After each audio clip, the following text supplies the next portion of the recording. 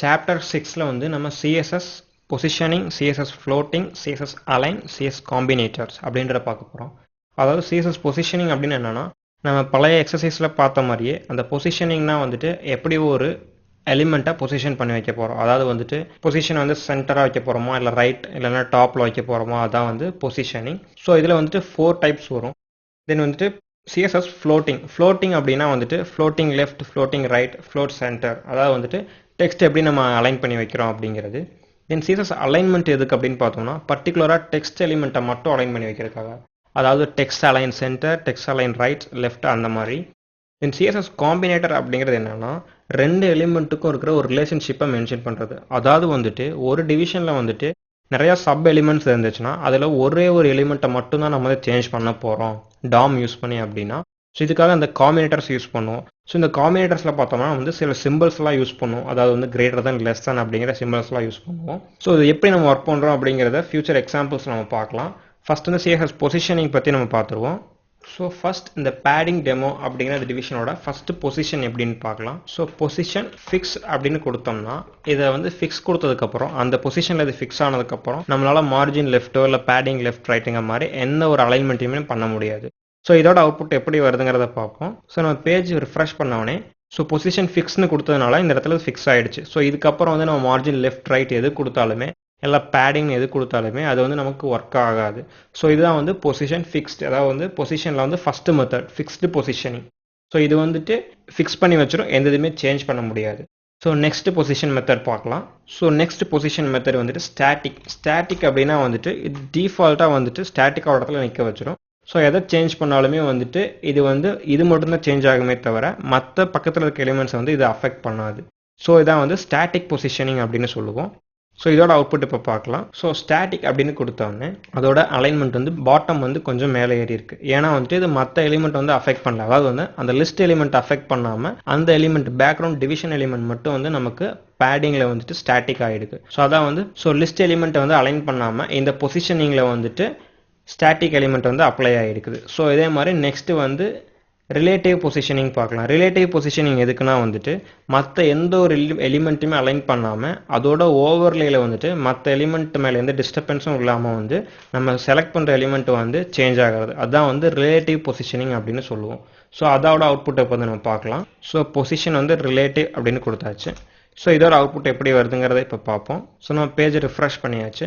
So எந்த இதையுமே affect பண்ணல, இப்போ அந்த லிஸ்ட் ஐட்டமே அஃபெக்ட் பண்ணல, பேக்ரவுண்டில் இருக்க அந்த டிவிஷனையுமே அஃபெக்ட் பண்ணல. ஸோ அதனால தான் வந்து ரிலேட்டிவ் பொசிஷனோட ஒரு அட்வான்டேஜ்.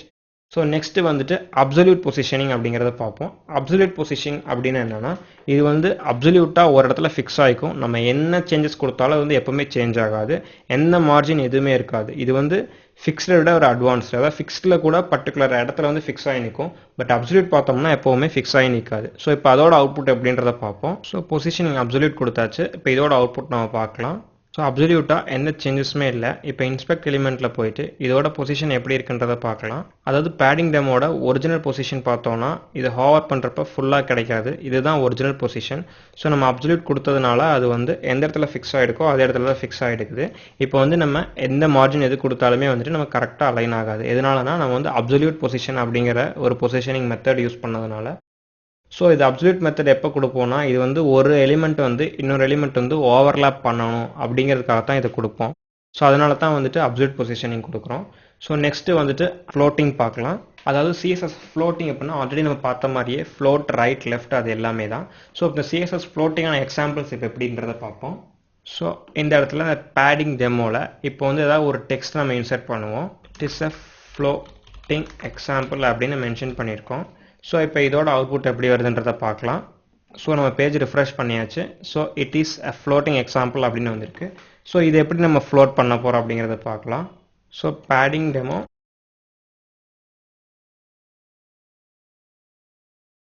H1 அப்படின்னு கொடுத்தோம்னா, ஃப்ளோட் ரைட் அப்படின்னு கொடுத்தோம்னா இது வந்து இப்போ ரைட் சைடு ஃப்ளோட் ஆகி நிற்கும். ஸோ ரைட் சைடு வந்து இது ஃப்ளோட் ஆகி நின்றுருக்கு. சப்போஸ் வந்து இது மார்ஜினை விட்டு லெஃப்ட் ஆகி போகுது அப்படின்னு வச்சோம்னா, அதாவது வந்து இதை விட மார்ஜின் கொஞ்சம் எக்ஸ்ட்ரா ஆகுது அப்படின்னு பார்த்தோம்னா அது எப்படி வருதுன்றதை பார்ப்போம். ஸோ மைனஸில் நம்ம இப்போ கொடுக்குறோம், மார்ஜின் -10 பிக்சல் அப்படின்னு கொடுக்குறோம். ஸோ இதோட அவுட்புட் எப்படி வருதுன்றதை பார்ப்போம். ஸோ பார்த்தோம்னா இந்த பாக்ஸை விட்டு டெக்ஸ்ட் வந்து கொஞ்சோண்டு வெளியே போயிருக்குது. ஸோ இப்போ இதை என்ன பண்ணுவோம்னா ஓவர்ஃப்ளோ அப்படிங்கிற ஒரு மெத்தடை யூஸ் பண்ணி இதை வந்து ஹைட் பண்ணலாம். சப்போஸ் இப்போ ஓவர்ஃப்ளோ ஹிடன் அப்படின்னு கொடுத்தோம்னா அந்த இ வந்து நமக்கு விசிபிள் ஆகாது. ஸோ ஓவர்ஃப்ளோ ஹிடன்னு கொடுத்தாச்சு. ஸோ இதோட அவுட்புட் எப்படி வருதுன்றதை பார்ப்போம். நமக்கு ஏன் வந்து இ ஹைட் ஆகலைன்னா நம்ம ஓவர்ஃப்ளோ வந்து எப்போவுமே டாப் டு பாட்டம் மட்டும்தான் ஒர்க் ஆகும். ஸோ அதனால தான் இப்போ அந்த ஓவர்ஃப்ளோ ஒர்க் ஆகலை. இப்போ வந்து நம்ம மார்ஜின் டாப் வந்து கீழே கொண்டு வந்தோம்னா இப்போ வந்து அதோட ஓவர்ஃப்ளோ நமக்கு எக்ஸாம்பிள் கரெக்டாக வரும். ஸோ இப்போ அதை நம்ம மார்ஜின் டாப் வந்து டெஸ்ட் பண்ணி பார்க்கலாம். ஸோ நம்ம மார்ஜின் டாப் வந்து 600 பிக்சல் கொடுத்துருக்கோம். ஸோ இப்போ இதோட அவுட்புட் எப்படி வருதுங்கிறத பார்ப்போம். ஸோ இந்த இடத்துல ஓவர்ஃப்ளோ அந்த இடத்துல 60 பிக்சல் வந்துருக்குது. ஸோ இப்போ இதை ஹைடன் பண்ணணும்னா இப்போ இந்த ஓவர்ஃப்ளோவை வந்து நம்ம பேடிங் டெமோங்கிற அப்படிங்கிற இடத்துல வந்து ஓவர்ஃப்ளோ ஹிடன் அப்படின்னு கொடுத்துருவோம். ஸோ இப்போ இதோட அவுட்புட் எப்படி வருதுங்கிறத பார்ப்போம். ஸோ ரிஃப்ரெஷ் பண்ணோடனே அந்த இட் இஸ் அப்படிங்கிற ஒரு டெக்ஸ்ட் H1 டெக்ஸ்ட் வந்து ஓவர்ஃப்ளோ ஆனதுனால ஹைட் ஆகிடுச்சு. சப்போஸ் அந்த ஓவர்ஃப்ளோ வந்து ஹைட் ஆகாமல் நமக்கு டிஸ்பிளே ஆகணும் அப்படின்னா ஸோ அதுக்காக ஓவர்ஃப்ளோவில் ஸ்க்ரால்னு ஒரு மெத்தட் இருக்குது. அதாவது ஓவர்ஃப்ளோ ஹிடனுக்கு பதிலாக ஸ்க்ரால் அப்படின்னு கொடுத்தோம்னா நமக்கு வந்து ஸ்க்ரால் பார் ஜென்ரேட் ஆகும். ஸோ நம்ம பேஜ் ரிஃப்ரெஷ் பண்ணோடனே ஆட்டோமேட்டிக்காக நமக்கு இந்த இடத்துல ஒரு ஸ்க்ரால் பார் ஜென்ரேட் ஆகிருக்கும். ஸோ அதாவது வந்து கீழே இருக்க டெக்ஸ்ட் நம்ம பார்க்கணும் அப்படிங்கிறதுக்காக so it is a floating example அப்படிங்கிறத பார்க்கறதுக்காக நமக்கு ஒரு ஸ்க்ரால் பார் ஜென்ரேட் ஆகிருக்கு. ஸோ இதுதான் வந்து ஓவர்ஃப்ளோங்கிற ஒரு மெத்தட் யூஸ் பண்ணி நம்ம வந்து அலைன்மெண்ட் பண்ணுறது. ஸோ சிஎஸ்எஸ் காம்பினேட்டர்ஸ் அப்படின்னா என்னென்னா நம்ம ஆல்ரெடி பார்த்த மாதிரியே ரெண்டு எலிமெண்ட்டுக்குள்ள ஒரு ரிலேஷன்ஷிப்பை மென்ஷன் பண்ணி அதுக்கான ஸ்டைல் ரூல் எழுதுறதா வந்து காம்பினேட்டர்ஸ். ஸோ இது எப்படி அப்ளை ஆகுது அப்படிங்கிறத பார்ப்போம். ஸோ table.htmlலே வந்து ஒரு டிவிஷன் கிரியேட் பண்ணுவோம். அந்த டிவிஷனுக்கு வந்துட்டு ஒரு ஐடி கொடுப்போம். ஸோ அந்த ஐடி வந்துட்டு காம்பினேஷன் அப்படின்னு ஒரு நேம் கொடுப்போம். ஸோ இதில் வந்து ஒரு பேராகிராஃப் கொடுப்போம். ஸோ இந்த பேராகிராஃபில் வந்து it is a direct child element அப்படின்னு கொடுக்குறோம். தென் வந்துட்டு இதுக்குள்ளே வந்து ஒரு H1 எலிமெண்ட் கிரியேட் பண்ணுறோம். அந்த எலிமெண்ட்டில் வந்து இட் இஸ் டைரக்ட் சைல்ட் அப்படின்னு மென்ஷன் பண்ணுறோம். இந்த H1குள்ளேயே வந்துட்டு பிங்கிற ஒரு டேக் யூஸ் பண்ணுறோம். ஸோ அதில் வந்துட்டு இட் இஸ் அ பேராகிராஃப் அப்படின்னு ஒரு எலிமெண்ட் கிரியேட் பண்ணுறோம். ஸோ இப்போ வந்துட்டு இதுக்கு எப்படி நம்ம வந்து ஸ்டைல் அப்ளை பண்ணுறோம் காம்பினேட்டர் யூஸ் பண்ணுறங்கிறத பார்ப்போம். ஃபஸ்ட்டு இதோட அவுட்புட் எப்படி வருதுங்கிறத பார்ப்போம். ஸோ நம்ம பேஜ் ரிஃப்ரெஷ் பண்ணோன்னே it is direct child it is paragraph element அப்படிங்கிறது கரெக்டாக டிஸ்பிளே ஆகிருக்குது. ஸோ இது வந்து எப்படி நம்ம வந்துட்டு காம்பினேட்டர் யூஸ் பண்ணி தனி ஸ்டைலிங் பண்ணுறது அப்படிங்கிறத பார்க்கலாம்.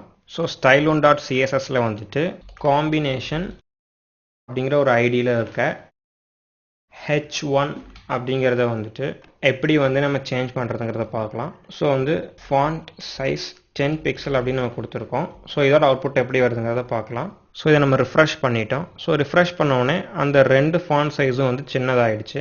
இது வந்து காம்பினேட்டர் யூஸ் பண்ணாமல் பண்ணது. இப்போ நம்ம காம்பினேட்டர் யூஸ் பண்ணணும் அப்படின்னா அதாவது வந்து ஒரு டிவிஷனில் வர டைரக்ட் சைல்டை வந்து நம்ம ஆக்சஸ் பண்ணணும் அப்படின்னா அதுக்காக காம்பினேட்டர் யூஸ் பண்ணுவோம். அதாவது இந்த டிவிஷனில் வந்துட்டு இந்த பேராகிராஃப் மட்டும் எனக்கு சேஞ்ச் ஆகணும், இந்த H1குள்ளே இருக்கிற பேராகிராஃப் எனக்கு சேஞ்ச் ஆக வேண்டாம் அப்படின்னா வந்து அதுக்கான காம்பினேட்டர் எப்படி யூஸ் பண்ணுவோம்னா div காம்பினேஷன் ஒரு கிரேட்டர் தன் சிம்பிள் தென் P அப்படிங்கிற எலிமெண்ட்டை மென்ஷன் பண்ணிட்டோம். ஸோ இப்போ வந்துட்டு இதோட ஃபாண்ட் சைஸ் வந்து ஒரு 30 பிக்சல் அப்படின்னு கொடுத்தோம்னா இதோட அவுட்புட் பார்க்கலாம். ஸோ இந்த டிவிஷனில் வந்துட்டு நியரஸ்ட் P எலிமெண்ட் அதாவது வந்து nearest P element paragraph element அது மட்டும்தான் சேஞ்ச் ஆகிருக்கு. பட் வந்து இந்த it is a direct child எலிமெண்ட்டுங்கிற இருக்கிற H1குள்ளே இருக்கிற P எலிமெண்ட்டை வந்துட்டு எந்த சேஞ்சுமே பண்ண முடியல. எதனாலனா வந்து நம்ம காம்பினேட்டர் யூஸ் பண்ணியிருக்கோம். அந்த கிரேட்டர் தன் சிம்பிளோட யூஸ் என்னன்னு கேட்டோம்னா அந்த டிவிஷனில் இருக்கிற டைரக்ட் சைல்டு அதாவது அந்த டிவிஷனுக்கு அப்புறம் வர்ற ஃபஸ்ட்டு பேராகிராஃப் சைல்டுக்கு மட்டும் இந்த ஸ்டைல் ரூல் அப்ளை பண்ணணும் அப்படிங்கிறதா இந்த காம்பினேட்டரோட ஒரு ரூல். ஸோ நம்ம இந்த சாப்டரில் சிஎஸ்எஸ் பொசிஷனிங் பார்த்தோம், எப்படி வந்து பொசிஷன் பண்ணி வைக்கிறதுன்னு பார்த்தோம், static, default, relative and absolute positioning பார்த்தோம். தென் வந்து சிஎஸ்எஸ் ஃப்ளோட்டிங் பார்த்தோம், எப்படி வந்து டெக்ஸ்ட்டை ஃப்ளோட் பண்ணி வைக்கிறது ரைட் லெஃப்ட் அந்த மாதிரி. தென் வந்து சிஎஸ்எஸ் அலைன்மெண்ட் பார்த்தோம், அதாவது வந்து எப்படி மார்ஜினில் அலைன் பண்ணி வைக்கிறது சென்டர் அலைன் பண்ணி வைக்கிறங்கிறது பார்த்தோம். தென் வந்து சிஎஸ்எஸ் காம்பினேட்டர்ஸ் பார்த்தோம், அதாவது சிஎஸ்எஸ் காம்பினேட்டர்னால் வந்துட்டு எப்படி ரெண்டு எலிமெண்ட்டுக்கு இருக்கிற ஒரு ரிலேட்டிவை மென்ஷன் பண்ணுறோம் அப்படிங்கிறத பார்த்தோம். ஸோ நெக்ஸ்ட் சாப்டரில் வந்துட்டு pseudo elements, CSS pseudo classes and சிஎஸ்எஸ்ல நேவிகேஷன் பார் எப்படி ஜென்ரேட் ஆகுங்கிறத பார்ப்போம். தேங்க்யூ.